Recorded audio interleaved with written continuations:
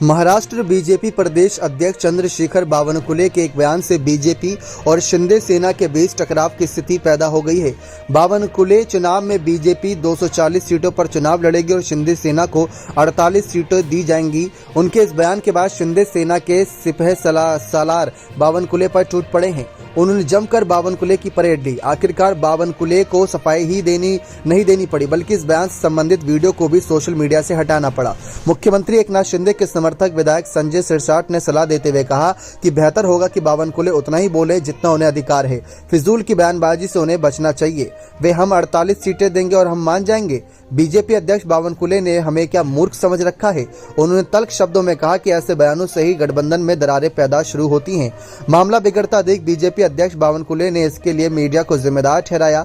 उन्होंने कहा कि उनके बयान को मीडिया ने गलत तरह से पेश किया है।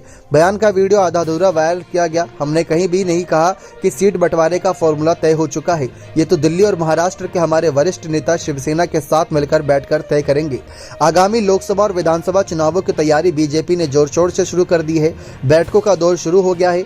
पार्टी प्रवक्ताओं की एक बैठक में बावनकुले ने कहा था कि 2024 के विधानसभा चुनाव में बीजेपी 240 सीटों पर चुनाव लड़ने की तैयारी में है। बावनकुले ने मुख्यमंत्री एकनाथ शिंदे पर तंज कसते हुए कहा था कि उनके साथ 50 विधायक ही हैं, इससे ज्यादा सीट उन्हें नहीं चाहिए होगी। उनके इस बयान ने तूल पकड़ लिया। शिंदे समर्थक विधायकों के आक्रामक होने पर बावनकुले के बयान वाला वीडियो ट्विटर और अन्य सोशल मीडिया प्लेटफॉर्म से हटा दिया गया। बावनकुले का कहना है कि इस समय बीजेपी के 105 विधायक हैं, साथ ही 8 निर्दलीय विधायकों का भी समर्थन है। इसके अलावा 60 ऐसी विधानसभा सीटें हैं जहां बीजेपी कभी जीतती रही तो कभी हारती रही। बीजेपी के पास 43% वोट है।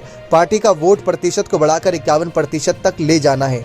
आपको बता दें, बावनकुले का बयान वायरल होते ही विरोधी दलों ने भी इसकी खबर ली। कांग्रेस प्रदेश अध्यक्ष नाना पटोले ने कहा कि बीजेपी के पेट में जो बातें थीं वह सामने आ गईं। हमारी एकनाथ शिंदे को सलाह है कि वो बीजेपी से सावधान रहें। आने वाले समय में बीजेपी उनके साथ क्या करेगी, इसका अंदाजा सहज ही लगाया जा सकता है। एनसीपी के प्रदेश अध्यक्ष जयंत पाटिल ने भी कहा कि आगामी चुनाव शिंदे गुट बीजेपी के चुनाव चिन्ह पर ही लड़ेगी। शिंदे की शिवसेना का नॉमिनेशन बाकी नहीं है और बाकी रहेगा। इसमें कोई आशंका का कारण नहीं है कि बीजेपी का यह अपना सीक्रेट है कि वह छोटी पार्टियों को धीरे धीरे खत्म करने के मिशन पर लगी है।